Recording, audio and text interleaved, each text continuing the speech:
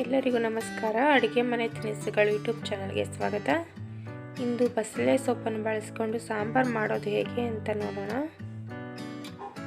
ಬಸಳೆ ಸೊಪ್ಪನ್ನು ತೆಗೆದುಕೊಳ್ಳಿ, ಅದನ್ನು ಸಣ್ಣಗೆ ಹಚ್ಚಿಕೊಳ್ಳಬೇಕು.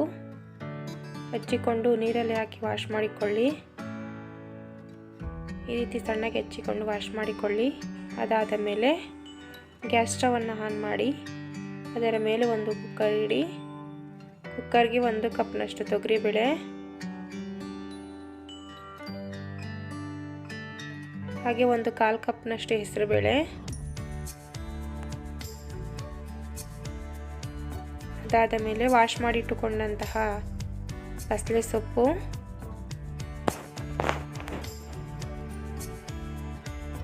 ಹಾಗೆ ಸಣ್ಣಗೆ ಹೆಚ್ಚಿದಂತಹ ಟೊಮೊಟೊ,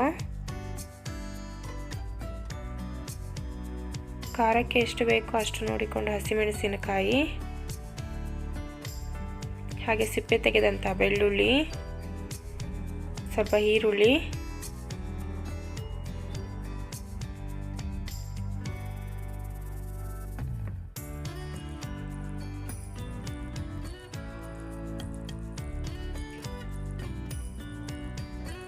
ತುರಿದುಕೊಂಡಂತಹ ತೆಂಗಿನಕಾಯಿ,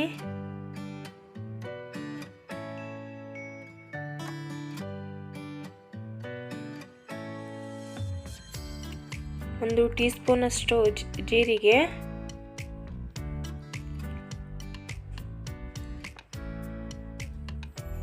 ಹಾಗೆ 1 ಟೀ ಸ್ಪೂನಷ್ಟು ಅರಿಶಿಣ,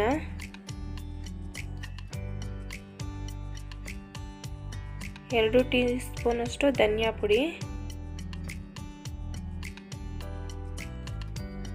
ಹಾಗೆ ರುಚಿಗೆ ಎಷ್ಟು ಬೇಕೋ ಅಷ್ಟು ಉಪ್ಪು, ನೀರು ಎಷ್ಟು ಬೇಕೋ ಅಷ್ಟು ಸೇರಿಸಿಕೊಂಡು ಕುಕ್ಕರ್ ಪ್ಲೇಟ್ ಮುಚ್ಚಿ 4 ವಿಸಲ್ ಹಾಕಿಸಿ. ಅದಾದ ನಂತರ ಈ ರೀತಿ ಬೆಂದಿರುತ್ತೆ. ಅದನ್ನು ಈ ರೀತಿಯಾಗಿ ಅದರಲ್ಲಿರುವಂತಹ ನೀರನ್ನು ಸಪ್ರೇಟ್ ಮಾಡಿಕೊಳ್ಳಿ.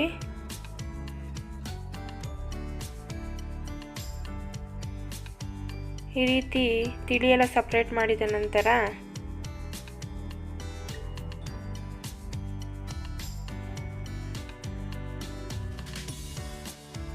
ಈ ರೀತಿ ಒಂದು ಲೋಟದ ಸಹಾಯದಿಂದ ಮಸೆದುಕೊಳ್ಳಿ, ನುಣ್ಣಗೆ ಮಸೆದುಕೊಳ್ಳಿ. ನೋಡಿ, ಈ ರೀತಿ ಮಸೆದ ನಂತರ ತೆಗೆದಿಟ್ಟಂತಹ ತಿಳಿಯನ್ನು ಇದಕ್ಕೆ ಸೇರಿಸಿ ಎಲ್ಲ ಚೆನ್ನಾಗಿ ಮಿಕ್ಸ್ ಮಾಡಿ ಗ್ಯಾಸ್ ಸ್ಟವ್ ಮೇಲೆ ಇಟ್ಟು 1-2 ಕುದಿಸಿಕೊಳ್ಳಿ. ಕುದ್ದ ನಂತರ ಸಾಂಬಾರಿಗೆ ಒಗ್ಗರಣೆ ಮಾಡಿಕೊಳ್ಳಿ.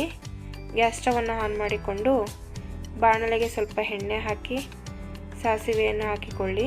ಸಾಸಿವೆ ಎಲ್ಲ ರೀತಿ ಚಟಪಟ ಸಿಡಿದ ಮೇಲೆ ಸಣ್ಣಗೆ ಹಚ್ಚಿದಂತಹ ಈರುಳ್ಳಿ, ಹಾಗೆ ಕರಿಬೇವು,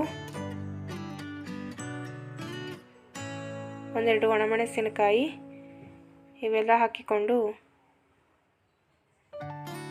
ಸಾಂಬಾರಿಗೆ ಒಗ್ಗರಣೆ ಮಾಡಿ. ಈ ರೀತಿ ಸಾಂಬಾರು ಒಗ್ಗರಣೆ ಮಾಡಿಕೊಂಡರೆ ಬಸಳೆ ಸೊಪ್ಪಿನ ಸಾಂಬಾರು ಸವಿಯಲು ಸಿದ್ಧವಾಗುತ್ತೆ. ಇದು ಮುದ್ದೆ ಅನ್ನ ಮಾಡಿ ನೋಡಿ, ತುಂಬಾನೇ ರುಚಿಯಾಗಿರುತ್ತೆ. ನೀವು ಕೂಡ ಈ ರೀತಿಯ ಸಾಂಬಾರು ಸಬ್ಸ್ಕ್ರೈಬ್ ಆಗಿ, ಲೈಕ್ ಮಾಡಿ, ಶೇರ್ ಮಾಡಿ. Thank you.